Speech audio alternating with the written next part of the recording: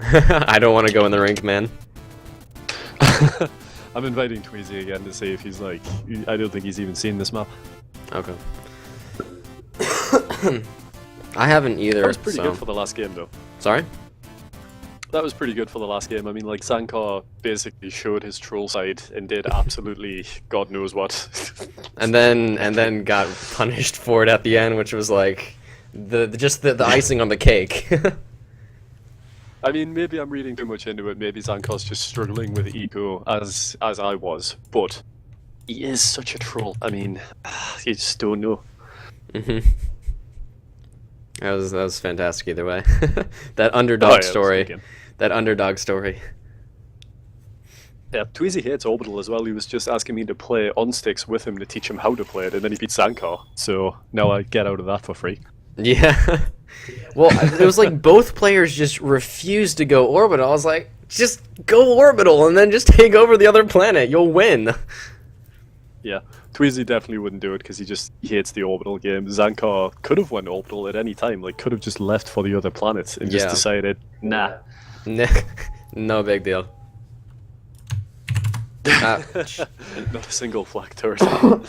Typically, they're calling it like it is. Xankar, too overconfident. Yeah. Alright, so this is the small moon. Oh, it's this one. Okay. Ah, okay. Hang on. Let's actually pretend like we're trying to do things. Let me throw it into the recording. Alright. So video capture. Yeah. Okay. So no, we should be good like this. All right. So I was actually thinking of the way that I wanted to for the evil twins was the way we would just start off like with the very. Oh God, no, please. The cancer begins. Oh God, Xankar, why? What I was thinking was what we could do for like the very first match was I would obviously open it up, introduce both of us, and then we could just play it off as like every time we open a match, we would just swap in between who would actually start and then introduce the other. Yeah, well, I'm fine either which way. I mean, like, Zaphod and Marshall tend to do. Zaphod just introduces everything and Marshall sits there being bored. Yeah, but we have to one-up that because we're going to be caught with that all the time, so. Oh, that's a good point, actually. Alright, So let's see, G2 opening with bots, pretty expected. Xankar also opening bots. I mean, we played this map before on a map of this size. Bots, very, very quick, very powerful, 2 lanes to raid from, like around this middle, as well as the entire backside of the planet. There's also a lot of metal. What uses? Yeah, well, no, some people try to uses. use. Some people try to use. It's just very hard to. Though interesting though, with the PTE that has been released, there was a very drastic commander changes to where the economy. I mean, it's very. You have to open up with one metal, your factory of choice, and then you have to get energy. It's almost a necessity now. See, I remembered after playing, after playing and tanking my own eco, that a lot of people have been talking about using Fabas only to build and sending the commander to fight. Comboxing 101. Like, yeah, legitimate strats. I mean, the commander, very powerful combat unit with the Uber cannon, obviously, you know, the damage, the health. The only downside to using the commander is that if he dies, you lose. But well, to be fair, he's so strong. Yeah. You know? Well, it looks like the first bots of Tweezy are going to come out. Now, interestingly enough, though, these moon craters are actually like fantastic little trench holes. You can control if you can control your opponent's kind of moon crater. I legitimately think, I mean, that applies a lot of pressure, and that also gives you the 4 metal that's in between both bases. So.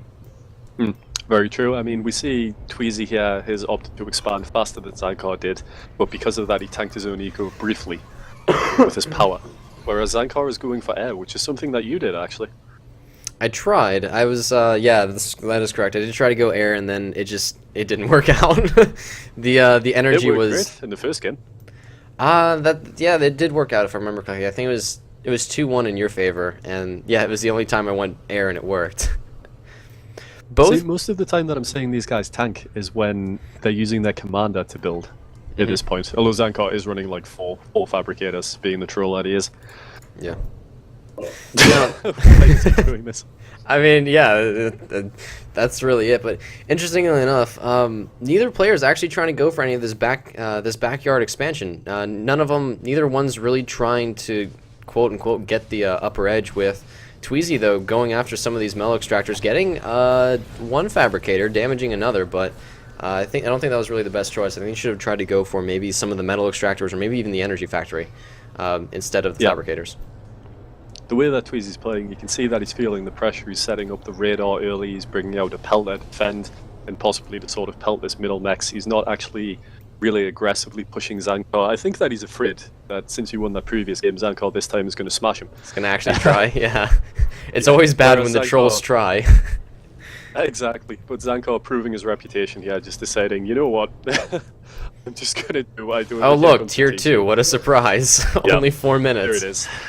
There it is, yeah.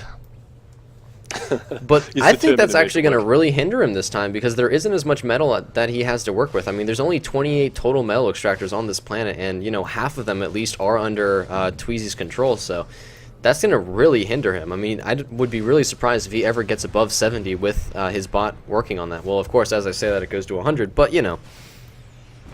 Interestingly enough, they both decided to send Fabbas out of the backside of the planet around about the same time.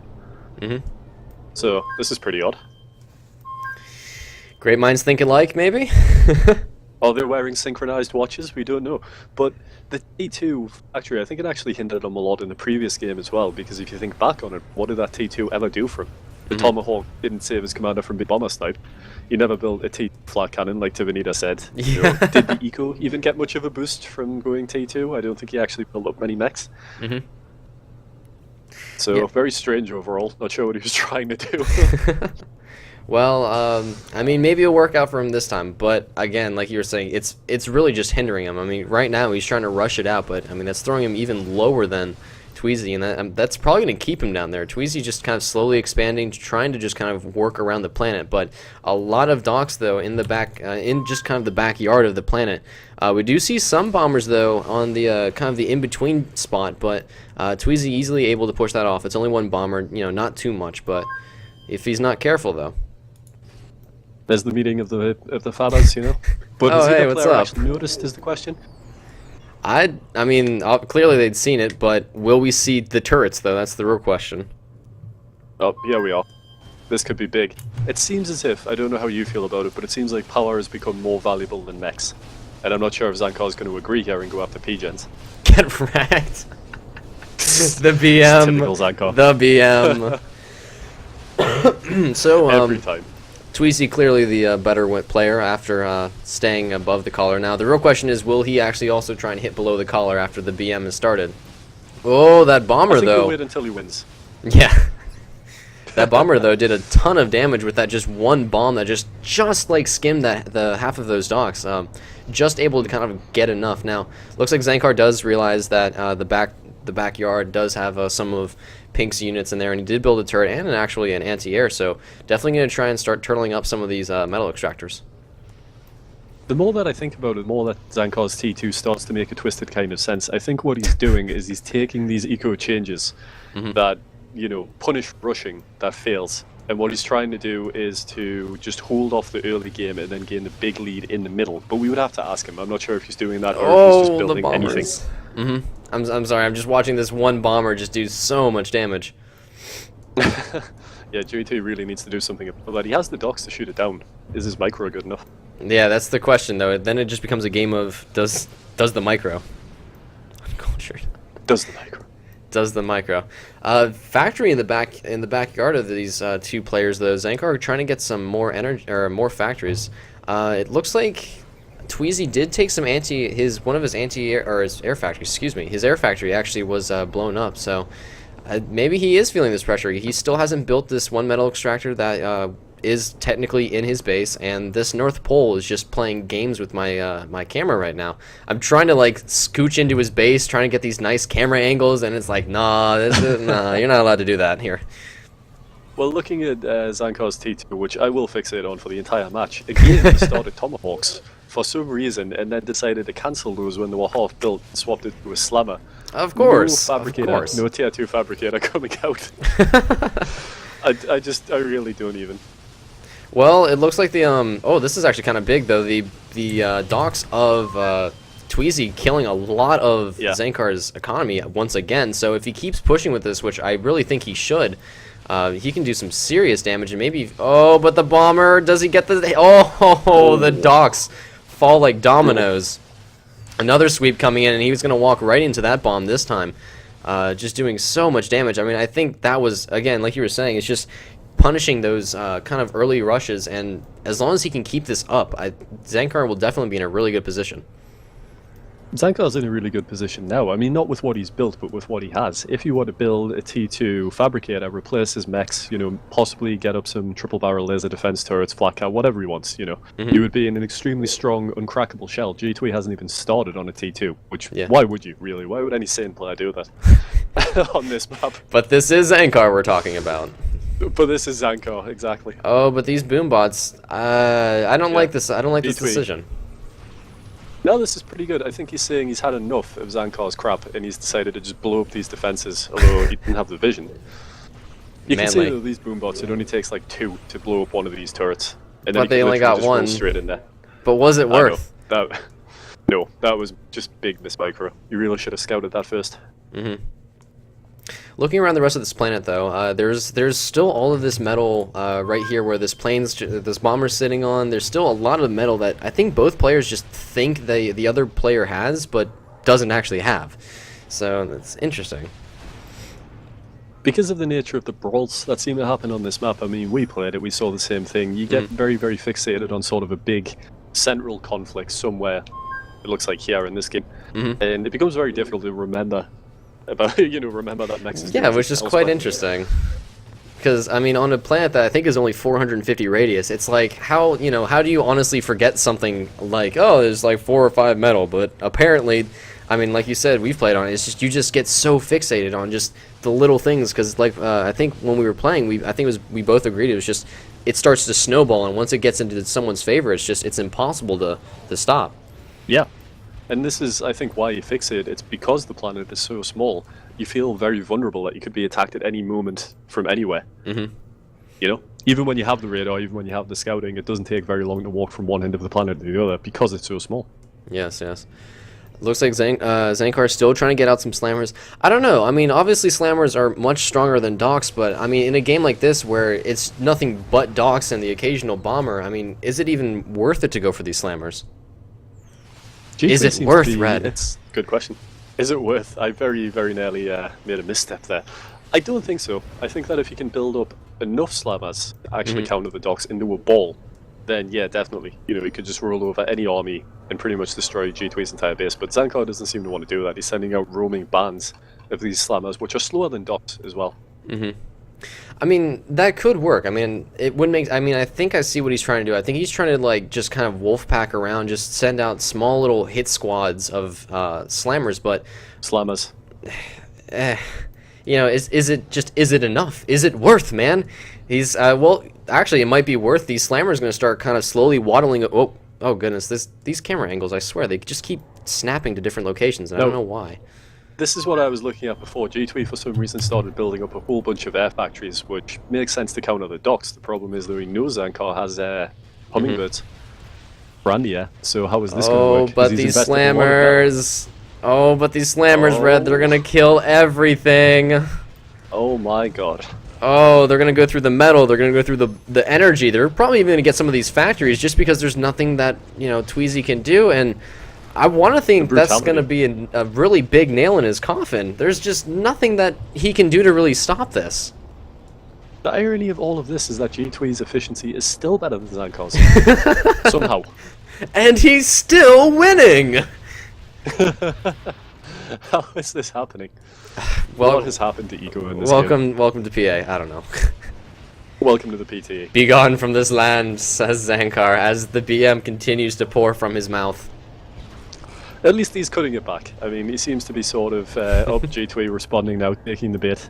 Oh, never take the bait. You need bigger bait than this. Don't take it. Yeah. Don't get sucked into Xankar's base. Once he gets you in his troll spectrum, there is no escape. Never do it. Never get dragged by the trolls. These slammers continuing, though, to work at the rest of Tweezy's base. I mean, at this point, I think the only reason he's at 100% is just because there's nothing he can really do. What up? We got a turret. There it is. 13 minutes 20 seconds, Xankar built his first T2 fabricator. Glorious. Finally. Having had factory since about 5-6 minutes in. Since 5 Amazing. minutes, finally it is built. But what is Tweezy do in a position like this? I mean, he just has nothing. I mean, do you just start walking your commander? I mean, what do you do, Red? What do you do? The planet. I mean, there is no way in my mind that he could actually bounce back from this, but if you were going to give it a good shot, then you would expect him to build up on the backside of the planet, yeah, where he has a little bit of control, you know, maybe over by this Pelter if you can get the commander there. Just anything at all, really. He needs to be building up his forces, he needs defenses, and he needs units. Greatly agreed, of course. I think someone was listening to you because there's a teleporter right next to that Pelter, so if he can get there, I mean, he could stave off Xankar for a little bit longer, but I mean, at what cost? I mean, Zankar's finally getting, you know, economy up. He's finally getting, things for his stuff, and I mean, there's just, you know, there's still the question of, will the Slammers just kind of jam all over his base? It's just a moral victory at this point. I mean, Xankar has thrown down the gauntlet with his BM, and he's done it twice. Now, if Tweezy can survive for much longer than he should, then I would call that a moral victory. All right, so at this point, what do you think? If he can survive for 20 minutes, call it a moral victory? 20 minutes, I would say that he won this game. All right. Well, I would say he's Spirit won of the God, game actually. because he hasn't. I mean, he didn't really take the troll bait, but he did kind of look at it, and he did get tempted. Oh, but this bomber or this anti-air actually does see this teleporter. This Pelter. Goodness, that was really hard to name. This Pelter's just trying to get up, but he's gonna send the commander through. So this commander's gonna pop out just as these docks show up. So this is really risky. I don't know if this is the best decision because this is a lot of docks, and one Uber could take care of this, but at the same time, it's just one missed Uber, and that's a dead commander. It's really unfortunate he popped out of the teleporter the way that he did, otherwise he could have caught Xankar completely by surprise. Very much so, very much so. I wouldn't have expected a commander to pop out. Uber? Oh, that was a good Uber. But Nice. the Pelter does die for its troubles. Fair trade. Better the Pelter than the commander. Very much so. So can G2 build back up? No, he's building more Pelters. Will he just Pelter creep Zankar's base to death from here with the commander and 2 fabricators? If he kills one thing with these Pelters, I will call that will be another prerequisite for a moral victory. If he can kill something with these Pelters, and if he can survive till the 20-minute mark, I want to believe. I think he's going to do it. The real question is, do these Pelters actually have range? I think he's expecting there to be a metal extractor on this spot, but there isn't one. Xankar just hasn't bothered to get this metal extractor. Oh, but we see the commanders walking. Will we have the commanders actually meet face to face, even though Xankar is using guerrillas to kind of walk as his vanguards? Does Xankar see this though? No, he doesn't have range on the Pelter, so if he walks over here and that radar sights him, it's going to blow away his units. And he has no vision for these guerrillas as well, so there's nothing to, you know, give him the visions. He's going to walk right into this, and I mean, what do you do in a trollish situation? He's building another teleporter. Just keep playing. I mean, he's going to build another teleporter. He's going to walk away. I would assume he is. Yeah, this is really smart. Yep. So he's going to walk away. He's going to take the safe choice. And I think one shot. This Pelter. I'm going to call this a moral victory. He got the tier 2 with the Pelter. I'm going to call that another moral victory. I'm just amazed though. Xankar, he lost the last game because he trolled, and he knows that. He's well aware of that. And then in this game, he pulls the exact same thing again, walking into a situation that he might not be able to win.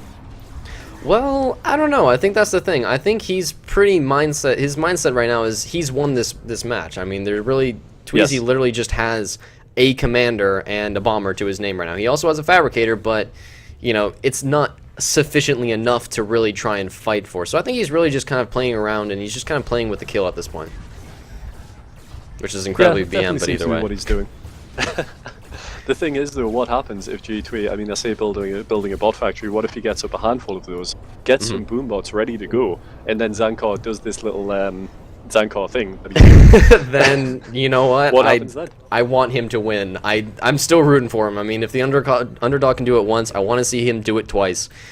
He's got some more bot fabricators coming up. I don't think Xankar is aware that he's... Oh, no, he did see this. So he did see that the teleporter is up and there are bot factories being built. But he doesn't... I don't think he knows where the commander is, because he's building a teleporter as well, but where's the other side to this? I'm pretty sure that G2 is listening to the stream, actually, because this is the second time we've seen something occur seconds after it's been mentioned. I don't even care anymore. But if this works, I don't care either. If this works, it's completely worth. Xankar, I don't think we should let him play anymore unless he has a chaperone. Maybe Killer Regis can be here just to keep him under control. So when he's playing an Evil Twins, will we just make sure that we have like his parent or something right beside the computer? So when he's playing, you just be like, all right, Mrs. Xankar, can you just smack him one over the head and you hear, ow, Mom, stop. We'll give it a good name though. We'll call it, like, you know, special coaching or something. Definitely special. It needs special in the title somewhere. This teleporter, where is it connected to? Oh, there it is. Uh-oh. Oh no! The boom. Oh no! The boom bots are going the wrong way. He needs to get. Oh, he's not even gonna see this. It's gonna be too late. If he gets a sick Uber, but no, nope, too many. that's GG. Ah, that's too bad. Damn. Well, obviously Tweezy winning this match, a very clean sweep, getting the tier 2 up, getting orbital, even trying to go for the Annihilator, which was actually quite the surprise. Inches. Yeah, definitely. And nearly lasting the full 20 minutes for his moral victory requisites, but I think we're going to have to give it to Xankar. Sadly. Unfortunately.